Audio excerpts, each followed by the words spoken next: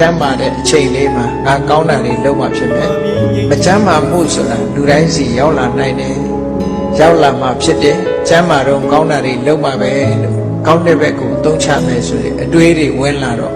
ကောင်းကျိုးချမ်းသာတွေရတာပေါ့နောက်တစ်ခါလူတွေဟာအသက်ရှင်မှုပေါ်မှာလည်းမန်တက်တယ်ငါဟာအသက်ရှိတယ်အသက်ရှင်အဲ့ဒီအသက်ရှင်မှုပေါ်မှာမန်တက်နေတဲ့အခါမှာလည်းငါမသေးဘူးဂျန်တဲ့လူတွေသာသေတာလို့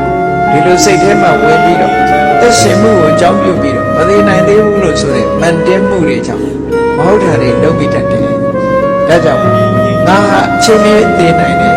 မသေးခင်ကောင်းတာတွေလုပ်မှဆိုတဲ့မှန်ကန်တဲ့အတွေ့တွေးဖို့လိုတယ်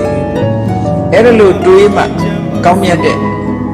အတွေးမျိုးဖြစ်လို့ကောင်းကျိုးချမ်းသာကိုပေးနိုင်တယ်ဒီလိုဆိုတာနော်အဲ့တော့မှန်ကန်တဲ့အတွေးတွေကိုတွေးဖို့မြတ်စွာဘုရားဟောတယ်